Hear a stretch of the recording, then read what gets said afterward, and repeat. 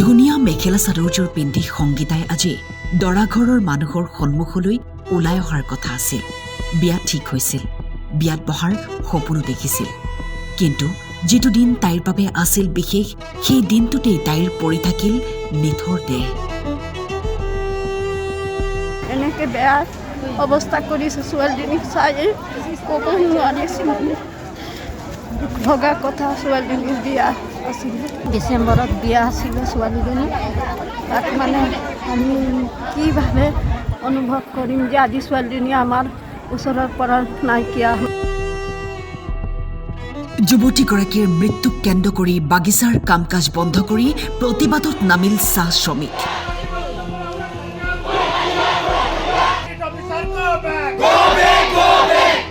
হাতীৰ গছকত প্ৰাণ গ'ল যুৱতীগৰাকীয়ে।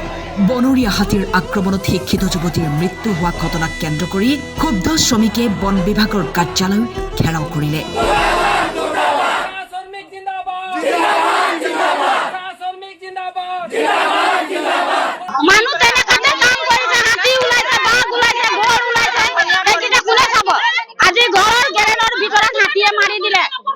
গাভৰু ছোৱালীজনী ইমান পঢ়া লিখা ছোৱালী, এইটো বছৰত তাৰ বিয়া আছিলে।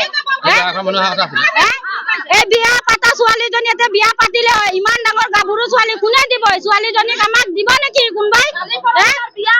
আজি বিয়া পাতা ছোৱালীজনীক যদি এনেকুৱা অৱস্থা হৈ গ'ল ঘৰৰ গেৰেনৰ ভিতৰত, আজি আমি ছোৱালী পাম নেকি? পলস্তৰ এটাও গাত নাথাকে, দিনতো নাই ৰাতিও নাই। ঘৰ ওলালে এবাৰ যায় আহে, সেইটোৱে আৰু ঘৰৰ চিন্তা বহুত কৰে। ঘৰৰহে চিন্তা কৰে আৰু মানুহ চিন্তা নকৰে, মানুহ মৰি যায়। ৰাতিপুৱা আমি কামৰ পৰা ওলাই যাওঁ যে আমাক ভয় লাগে যে আমি সন্ধিয়া ঘৰত আহি পাম নে নাপাম। আমাৰ ইমান এনেকাই অৱস্থা, আমি এনেকা মানে অৱস্থাত কাম কৰি থাকো।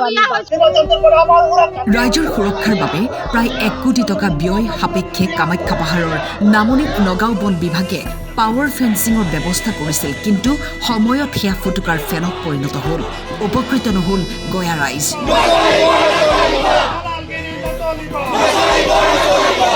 বাঘ, হাতী, বন গাহৰি, বনৰীয়া মহ আদি বন্যপ্ৰাণীৰ আক্ৰমণত কলিয়াবৰৰ কত চাহ শ্ৰমিকে প্ৰাণ হেৰুৱাৰ লগতে চিৰদিনৰ বাবে পংগু হৈ জীৱন অতিবাহিত কৰিব লগা হৈছে।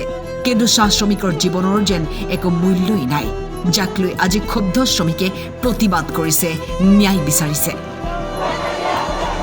আজি যিটো ঘটনা ঘটিছে, আজি এবছৰ সম্পূৰ্ণ হোৱাগে নাই, বাঘে এজন মানুহক নিধন কৰিছিলে। পাহাৰত যোৱাৰ কাৰণে তেওঁ ডিপাৰ্টমেণ্টৰ মানুহে কৈছে যে তেওঁলোকে আমাৰ মানে হেৰি বাউণ্ডাৰীত সোমাইছে, সেইকাৰণে তেওঁ বাঘে হেৰি কৰিছে, ফৰেষ্ট লেণ্ডত সোমাব নালাগে। কিন্তু আজি যোৱাকালি যিটো ঘটনা ঘটিছে, এই সৰু যুৱতী এজনীৰ লগত হাই ছেকেণ্ডেৰী পাছ, তেওঁৰ ঘৰৰ মানে চোতালত আহি পেলাই হাতী বাপুৱে তেওঁক মানে নিধন কৰি গ'ল। সেইটো ফৰেষ্টৰ মানে গাফিলতিৰ কাৰণে হৈছে। আজি বন বিভাগৰ বিষয়ে আজি কাৰ্যালয়ত আমি উপস্থিত হৈছোঁ শিলঘাট লবৰবাৰীত। কিন্তু তেওঁলোকৰ ইয়াত দেখিছোঁ যে ফৰেষ্ট ডিপাৰ্টমেণ্টৰ বহুত মানুহ, কিন্তু তেওঁলোকৰ সেই ইমান যদি ডিপাৰ্টমেণ্টৰ মানুহে আছে, তেওঁলোকে সঠিকভাৱে ডিউটি দিব লাগিছিলে। গভৰ্ণমেণ্টে পাহাৰৰ কিনাৰত চাহপাত বাগানৰ মাজে মাজে পাকা ৰাস্তা বনাই দিছে। তেওঁলোকে যদি তাতে নাইট ডিউটি দিয়ে, তেতিয়া জীৱ জন্তুবিলাক আমাৰ এইফালে বাগানৰ ভিতৰত সোমাই আহিব নোৱাৰে। গাঁৱৰ ভিতৰত তেওঁলোকৰ পাৱাৰ ফেন্সিংটো নচলে। তেওঁলোকে মিছা কথা কৈছে যে কাৰেণ্ট দি থোৱা আছিলে, এসপ্তাহৰ পিছত বোলে হেৰি হৈছে, বন্ধ কৰি দিয়া হৈছে। এইটো মিছা কথা। পাৱাৰ দিয়া ফেন্সিং তাত দিয়াই নাই। বাগানত প্লাকিং কৰা মানুহে গম পায় তাত। এইটো মিছা কথা তেওঁলোকে কৈছে। কলিয়াবৰৰ পৰা দীপু বৰাৰ ৰিপৰ্ট, টাইম 8।